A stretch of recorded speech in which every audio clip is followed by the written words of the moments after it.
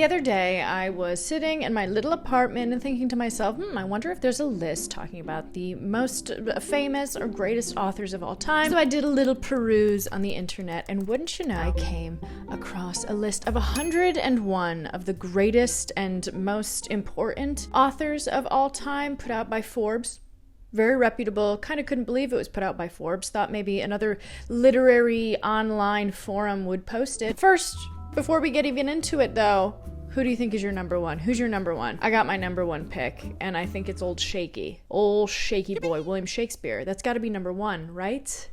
That has to be it. All right, let me screen record this biatch. 101 is John Grisham. I can see that. I consider him a hot airport author, right? Arkansas born. Interesting. Transposing his legal knowledge into written form. I think if I was to be an author, I would love to be an airport author. I think that is my standard. That's probably what I would be good at, is just selling compulsively readable books to people who are just reading for the first time on an airplane. First time in like years on an airplane. 100, Danielle Steele. Look at that diva. Oh my, yeah. I've never read a Danielle Steele, but I would love to. I feel like maybe I should do a revisiting of Danielle Steele, the OG romance, right? For some reason, Death Becomes Her comes to my mind when I think of Danielle Steele, and that visual of her is such a diva. Number 99, Sidney Sheldon. Honey, I don't know who that is. Honey, I do not know who that is. Born in Chicago, began his career in Hollywood, where he initially worked on scripts for B movies and later moved on to Broadway musicals.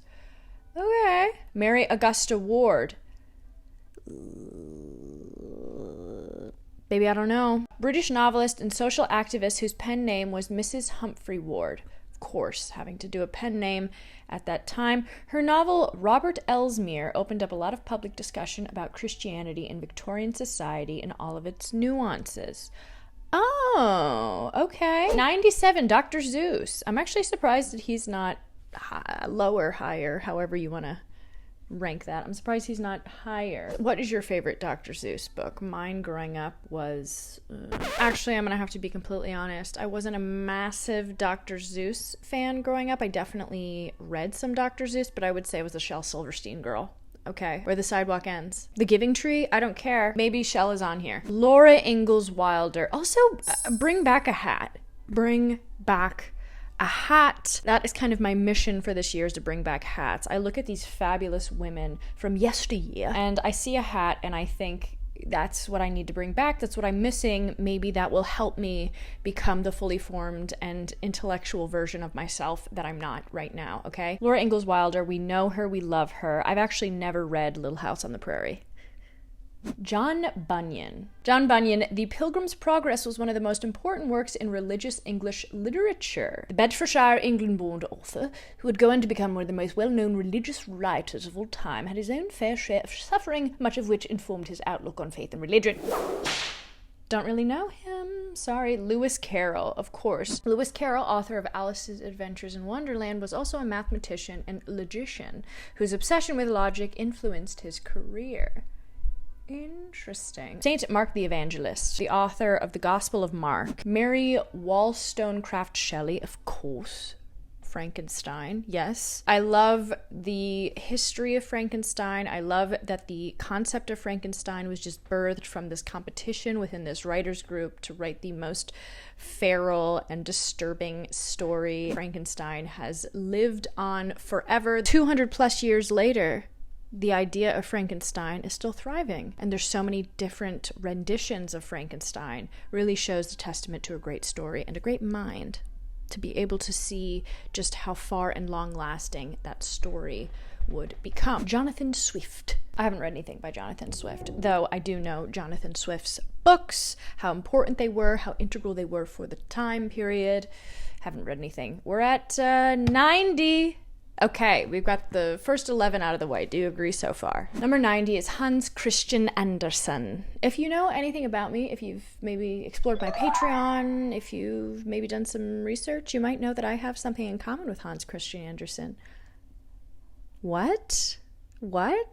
I'm not going to tell you. You'll have to do that research on your own. Anyway, yes, Hans Christian Andersen. You think this is a very lighthearted individual, but you actually read Andersen's stories, very sad, very compelling, and very dark. 89. Ralph Waldo Emerson. Yes, American essayist, lecturer, philosopher, abolitionist, and poet who was one of the most influential American thinkers of the 19th century. Henry David Thoreau. Baby Thoreau. Okay, I have, what is Thoreau's book that I have? Why am I blanking on it? Walden. I have Walden. I need to finish Walden. I will finish Walden one of these days. Also, Berkshires. He is from around where I am from, kind of. I'm from New York. He lived in Massachusetts, but everything is kind of a triangle. There's New York, Massachusetts, and Vermont that are very close, and he obviously lived in Massachusetts. Walden Pond is in Massachusetts. You can visit it, and maybe I will one of these days. Louisa May Alcott. Little Women. I read that when I was very, very young. Ask me what little woman I am. I don't know. But I am, in fact, a little woman. I'm 5'1". I'm a little tiny woman, and I think that Louisa May Alcott was also probably a little woman. And she said, I need to vindicate my existence and write a book about a bunch of little women. I know that's a joke. But what a great writer. Again, a story that has lasted so long. They keep on doing adaptations of it. They keep on rebirthing its existence into the cultural world, and I think that's so important. J.D. Salinger. I was just thinking, and I was having this conversation in the last video that I made about 10 books that I want to read before I die. A lot of people were talking about books that they read when they were young, specifically Moby Dick, and I was talking about how Steinbeck is an author who I love, but a lot of people read The Grapes of Wrath in elementary school or middle school in the United States, and I can't believe that, because the idea of trying to have the impact of Grapes of Wrath that it has on me now and trying to build that in a child at like 14, 15 years old does not happen. And I feel this way about J.D. Salinger's book, The Catcher in the Rye. Obviously, a lot of American students read that when they were like 15, 16 years old. Yes, you probably do equate and feel something alongside the main character in The Catcher in the Rye, obviously like angsty youth, but I think I might understand it a little bit more as an adult. Arthur Conan Doyle. British writer and physician Arthur Conan Doyle, born in Edinburgh, Scotland, became known for his iconic creation of the detective Sherlock Holmes. I'm going to sound so stupid. If that was a Jeopardy question, I would have failed. If they said, who wrote Sherlock Holmes, I would have failed. I'm sorry. Sometimes these very simple, this very simple knowledge, fail. Rings a bell. Would have never known. Okay, yeah, that checks out. I'm surprised that he's so high up on this list. I would have put him much lower because, again, Sherlock Holmes is a cultural phenomenon that keeps on being passed down to later generations. Sylvia Plath. Yes, Sylvia Plath. Of course, I've read The Bell Jar. I read that when, like, my first couple of years living in New York City. I have distinct memories. I was doing a show in upstate New York, and I would read The Bell Jar coming back on the subway. Roald Dahl. Oh yes, Matilda, Charlie and the Chocolate Factory, James and the Giant Peach. I'm gonna be honest with you. If we're gonna talk about some Roald Dahl classics, BFG. BFG was my favorite Roald Dahl. I loved the BFG. I felt a kinship with the BFG, the actual big friendly giant. Again, Little Woman. BFG in heart and mind. Zadie Smith. I love me some Zadie. Talked about it a million times before. Classy woman. Aesop. Yes. And for all of you cutesy, like fun creams and fragrance people, it is not the brand. Stop what you're doing. Aesop's Fables. Haven't read anything by old Aesop. Ralph Waldo Ellison. Named after Ralph Waldo Emerson. Start of his career, Ellison moved to New York City in 1936 and lived in Harlem. He wrote Invisible Man, of course. I was looking on here thinking, why do I know that name so well? Invisible Man, which is a book that I really want to read, which I maybe even could have put on my list of top 10 books I want to read before I die, because again, that's a very thick one, but everybody that I know that has read it is astounded by its beauty, and I would love to be a part of that crowd. Isabel Allende. I apologize if I'm saying that incorrectly, but that is how I say it in my mind. I will fix it right now. Isabel Allende, I hope. Okay. I really, really want to read one of her books. There's one in particular, I keep on forgetting which one it is, that is always suggested to me, and I have it on my to-read pile, or the, cloud of to-read books. Her storytelling style tends to incorporate the personal with the historical, bringing Latin American culture and history to life. She is on my list. Jean-Louis Borges. Jorge Luis Borges. Sorry, I'm that up. Per usual, Argentina-born author has become a 20th century icon for his effective storytelling and unprecedented ability to concoct the boundaries of reality and fiction to create stories that intrigue and fascinate. I feel like there's also been a very big uptick in people reading his books. I feel like I see his name on books often when people are walking around New York City. So again, I think it's a testament to books being able to be carried on for generation and time to come. We're in the 70s now, by the way. We're in the 70s. Has your favorite author made it on here? I want to know. John Milton. Yes, that guy. I just talked about wanting to read Paradise Lost. I thought he was going to be higher, honestly. Toni Morrison. Also surprised that she's not higher, especially there's only been more of a resurgence in popularity in her novels as the younger generations are taking to going through her entire library of books. Surprised that she's not higher. Born in Lorain, Ohio. Didn't know she was from Ohio. That's interesting. But we love Toni. We love Toni. Toni with an I. I love that. Henry James. Oh, yes. Turning the Screw is one of the best ghost stories of all time. If you've never read it, read it. It's great. It's great. Keeps you right on your little piggy toes. Keeps you going. All right, 75. We've only got 75 more to go. Geez. D.H. Lawrence, Lady Chatterley's Lover, used to be one of my favorite books of all time. I used to. I would love to revisit it. Again, I read that when I was in high school. Not sure why. We went over it for a class. We all had to have lovely open discussions about things that were going on. And for some reason, I was the only one that really took an interest in it. Just solid enjoyment for me, the single person who cared about that book. Oh, yes. I haven't read anything by Soyinka. Apologize if I'm saying that wrong. Again, I will say it correctly right now. Wole Soyinka. I didn't realize that they were a Nigerian playwright. Interesting. There's one particular book that came out recently that I was very intrigued to pick up. Vocal critic of Nigerian dictatorships, which led to his imprisonment during the Nigerian Civil War and subsequent exile. Wow. I'm so interested. Wow. Okay. Nigerian writer Chinua Achebe is considered an African icon and an ambassador for the Igbo tribe. Things Fall Apart is a cornerstone of modern African study and has been globally celebrated in scholarly circles for its vivid depiction of the clash between traditional African culture and colonial influences. I would love to read Things Fall Apart. I see it often, and now I feel like I'm much more inclined to pick it up. Doing these sorts of lists is very educational for me. I hope it's educational and fun for you to listen to as well, but this is very educational. I get to see the authors of books that I see in stores and don't necessarily know who's written it, the background of that individual, so to be able to put their faces to paper is really illuminating for me, and this helps me, so I hope it's fun for you as well. Agatha Christie, 71. Have I not read anything by Agatha Christie?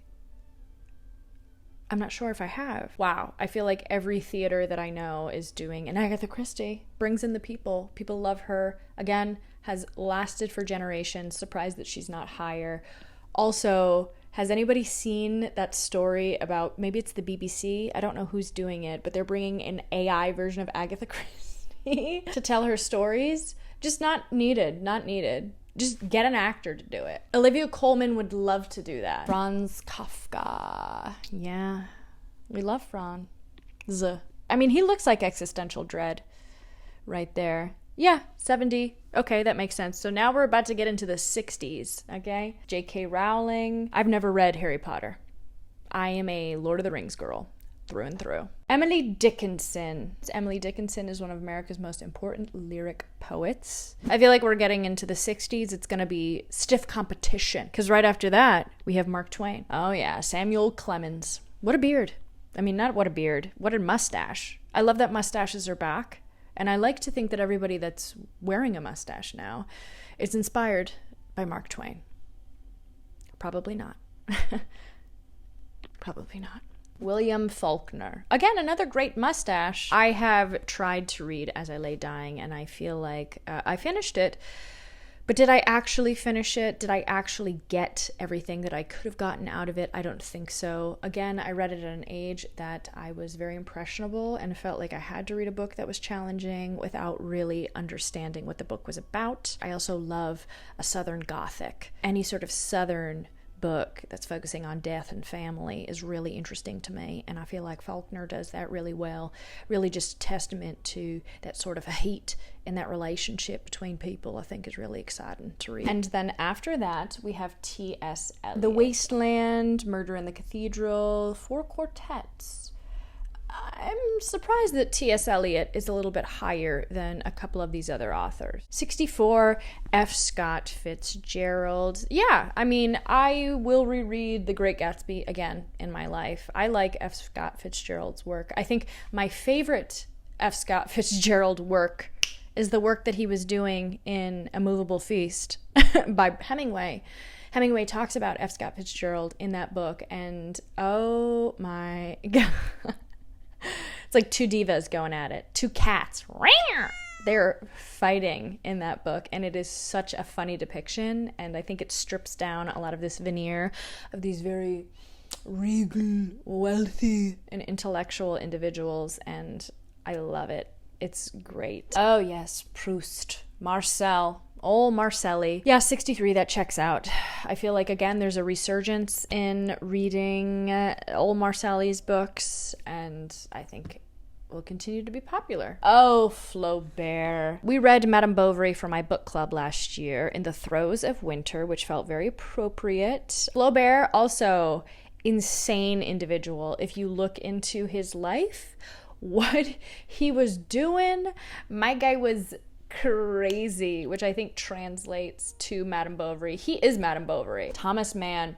I haven't read anything by Thomas Mann, but I want to read things by Thomas Mann. And now we have number 60, J.R.R. Tolkien. I'm so intrigued by the authors that are going to make the top 50. I feel like we're going through some big ones. J.R.R. Tolkien. Lord of the Rings.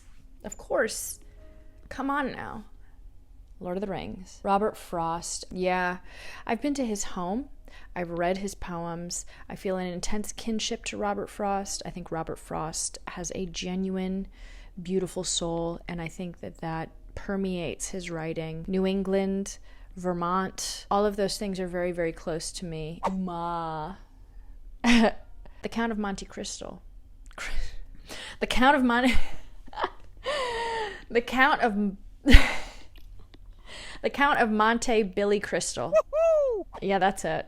On my 10 books that I want to read before I die, look at that little jovial being. I have a friend that looks like him. Gogol, yes. I am going to be doing a play, an adaptation of Gogol's The Inspector General. Very dense, very comedic. What a strange guy. I've read The Nose. Also did a play adaptation of that. Gogol's great. Gogol's great. Haruki Murakami. Okay, very contemporary, very new. People either love him or hate him. I love him. I think he's great. And I think he's accessible, odd writing. He has created an audience that will read anything he puts out. Incredibly prolific and honestly inspiring. What I talk about when I talk about running is one of the most inspirational books I've ever read. I'll die on that hill. Kurt Vonnegut. Great mustache. Let's bring it in for the mustache. I didn't realize that he died in 2007. Wow. Slaughterhouse-Five. That's a great book, and I want to revisit that. I remember I was so immersed in reading that I was going to get my oil changed. In my small town, I could walk from my house to where I would get the oil changed. It was like a half a mile walk, and I just was on this road reading the book, head craned down, not looking if any cars were coming. But if I died If I Died by Vonnegut, what a way to go. Robert Louis Stevenson, Treasure Island and the Strange Case of Dr. Jekyll and Mr. Hyde. Again, trivia question. If you asked me, I'm on Jeopardy, I'm up there, about to hit the buzzer, who wrote Dr. Jekyll and Mr. Hyde? I'd be like, and somebody else would get it. Somebody else would get it for like a $200 question, because I'm sure everybody else knows that. Not me. George Orwell. Of course. I want to know in the comments if you've never read 1984, or if you have, or Animal Farm. Do you know those books or do you not know them?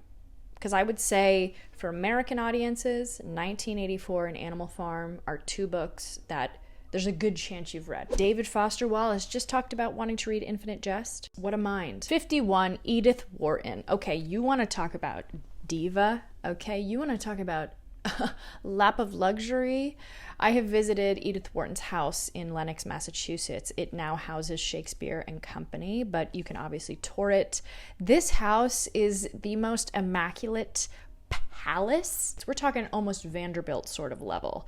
What a wealthy and wonderful decorator. Also, there's a lot of hauntings that happen in that house, which I think is probably the basis for ghosts. Great mind, but she was living in the lap of luxury. Living. 50. And to top it up, we have James Baldwin. I read my first Baldwin last year for my book club, The Fire Next Time. I need to read more of Baldwin.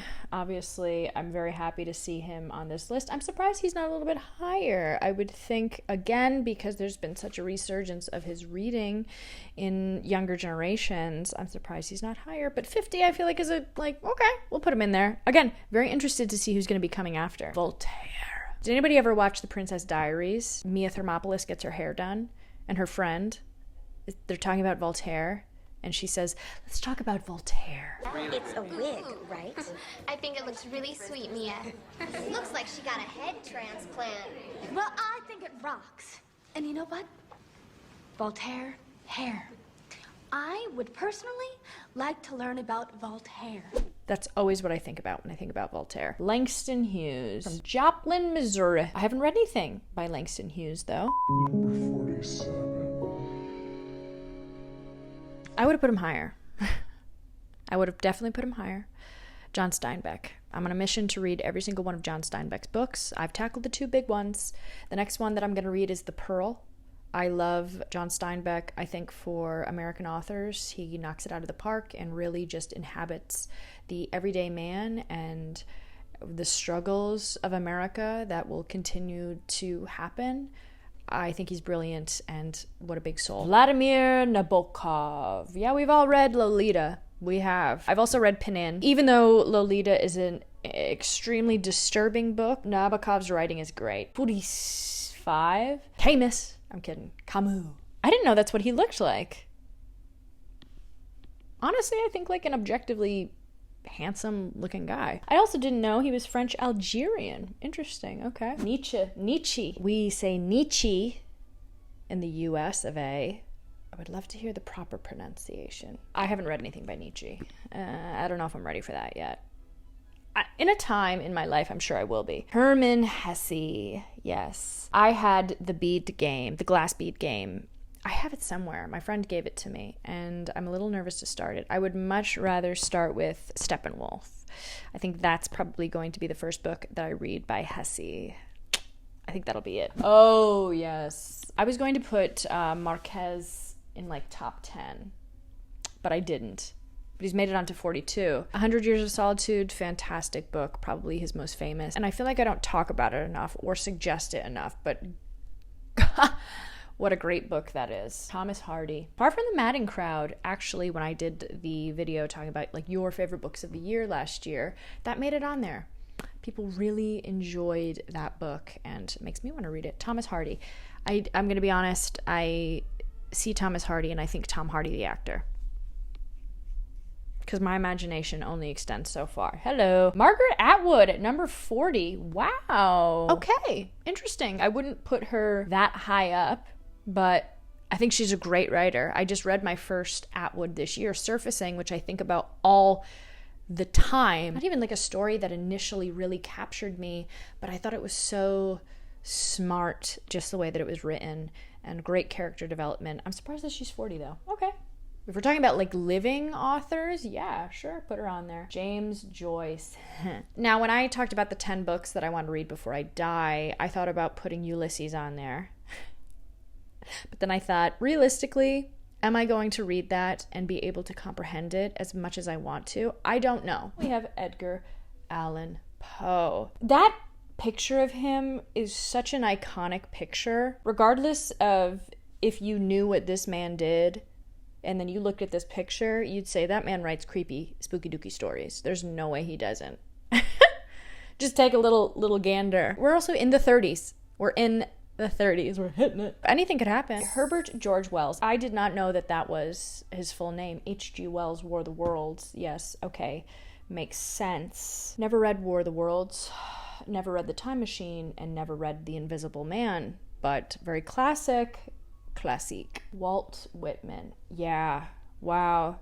Also, great beard. Wow. Okay. Walt Whitman, born in West Hills, New York, is considered one of America's most influential poets. At the age of 12, he had finished his formal education and taught himself how to read by visiting museums in Manhattan and Brooklyn, frequently visiting the library. That's beautiful. Maya Angelou. Yes. I've talked about on this channel before where she learned how to read and really craft her personal taste in reading just by starting with the A's in the library and going all the way through. Charlotte Bronte. And then to follow it up, we have George Eliot. Okay, aka Mary Ann Evans. I want to read Middlemarch soon-ish. I think that would be a great book to read and talk about. Maybe like a book club pick at some point. Joseph Conrad at 32. Heart of Darkness. C.S. Lewis, number 31. Yeah, figured that he was going to be coming in there. A lot of influences behind his work. Very popular. Joseph Heller, interesting. Was another master of satire and dark comedy. Satirical novel Catch-22 became one of the most important books in the 20th century in pop culture.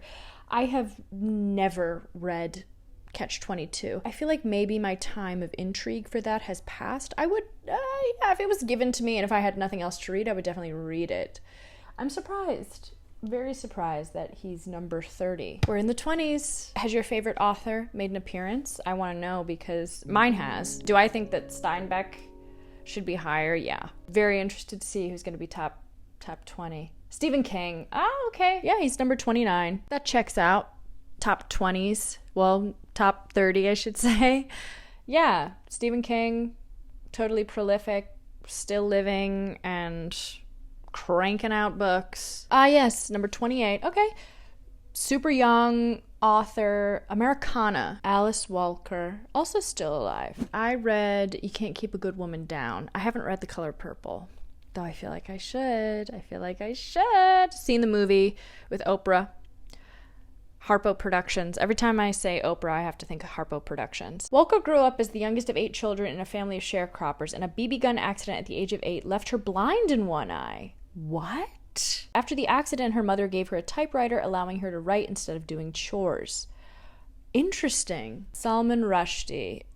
No, I have not read anything by Salman Rushdie, but I would love to. And I was just watching a video about controversial books, and the Satanic Verses obviously makes it on there for the contention surrounding it. I'm very interested to read his new memoir. I think it's called Knife, about his attack that was resulted in him losing an eye. Very interesting that back-to-back authors have lost their eyesight in one eye for vastly different reasons. Flannery O'Connor. I haven't read anything by Flannery O'Connor. If we're talking about Southern Gothic, I feel like O'Connor is right up there with the greats of the greats. And then we have Herman Melville. Hermie Melville. I just talked about wanting to read Moby Dick. Would love to get to it. We had a lot of conversations in the comments about Moby Dick and its ability to read, or if it's not a book that's accessible. Would love to get to Melville. 23, we have Leonardo da Vinci, because my guy did everything, okay? He did everything. He couldn't just be one thing. He had to be great. Oscar Wilde. Oh, yes. I want to read letters sent to his lover while he was jailed. I want to read that. German poet, playwright, novelist, scientist, statesman, and theater director and critic who is famous for his work on Faust tragedy. I haven't read anything. I have not read anything, but okay, yeah, I'm not gonna fight that. 20 sounds great. A name that I love to say, Henry Wadsworth Longfellow. Born in Portland, Maine. I didn't realize he was born in Portland, Maine. Top 20. I wonder what the trend of 20s is going to look like. Now we're into 19. Jules Verne. 20,000 Leagues Under the Sea. Journey to the Center of the Earth and Around the World in 80 Days. I remember when I was young, I had a teacher. I forget who it was, what grade it was, but they had all of these classics that they would only let certain kids read, and I chose Little Women. It took me a very long time to read, but I remember I wanted to read 20,000 Leagues Under the Sea in like 3rd grade or something. Who did I think I was? Number 18, we have William Blake, a London-born author who is considered one of the best English writers and painters of all time. Everybody had their hand in so many different things way back there. And what am I doing? What are they going to say about me? She talked about books online and tried to act. Oh, John Donne. Number 17 was not just fascinating as a poet. His life is a colorful adventure that often seeped into his poems, which are considered landmark feats of language. Miguel de Cervantes, yes, of course. Don Quixote, just talked about wanting to read that. Feels very fitting that he's in my top. Obviously, I have some astounding taste. Elena Ferrante. Oh, I love that. We love somebody who is anonymous. I've talked to people and they said, no, they found out who she is. But I've also heard conflicting resources saying that no, nobody knows who she is. She's done it all, and she's done it in a fashion that leaves the reader wanting more. Dante, I'm not sure if my brain is intelligent enough to tackle Paradise Lost and the Divine Comedy. I don't know if I can do that. Plato. I always remember Spa. Socrates, Plato, Aristotle. Spa. That's how I remember. Socrates, if you will. Bill and Ted's Excellent Adventure. Sophocles. We're going way back. We're going back to stone structures. Okay, we're going back to granite. Francois Rabelais. Francois Rabelais. French Renaissance writer and an avid traveler who is famed for his series of masterpieces. Chaucer is number 10. We're in the top 10. Is anybody else burnt out? The Canterbury Tales, of course, this makes sense. I'm still hanging on to Shakespeare's gonna be number 1. I'll be floored if he's not. Virginia Woolf. Oh, yeah, okay. I have read Mrs. Dalloway, and I'm about to read Orlando, which is based on Orlando. I've also read the book that Woolf wrote about her friend's dog, from the POV of her dog. I feel like that's just her having a good time and wanting to just write a fun little book. Dostoevsky. This makes me feel like Tolstoy is going to be probably 5. Right? I feel like that's probably, I'm going to guess he's going to be 5. Charles Dickens. I remember there was a kid in my class when I was reading A Tale of Two Cities. It was assigned reading for my school, and he never read anything. And I think this is the power of just finding a book that speaks to you. He read A Tale of Two Cities, and he said it changed his life. Jane Austen, Pride and Prejudice, Emma, and Sense and Sensibility. Again, books that we are always reading. These are just timeless stories, timeless emotions. People will never change. All right, here's number 5. I think Tolstoy. Oh, Ernest Hemingway. Yeah, I agree with that. I love Hemingway. I know people either love him or hate him, but I think he's a great writer. And fascinating story. I think if anything, he's also a very packageable personality. Who he was just as interesting as any story that he wrote. Number 4, we have Tolstoy. Yeah, okay. He was a little bit higher than I thought he was going to be, but I figured he was going to be on there. Virgil. Number 3, we're getting up there. Who do we think the top 2 are going to be? Number 2. Who do I think number 2 is going to be? Homer. Okay, yeah, I should have guessed that. The Odyssey. Yeah. The Odyssey I was almost going to put onto my top 10 books that I want to read before I die. I think I'll pick that up at some point in my life, definitely. And number 1 is, of course, William Shakespeare. I think we all could guess that, right? I don't think that that's a shot in the dark to say that he was going to be number one.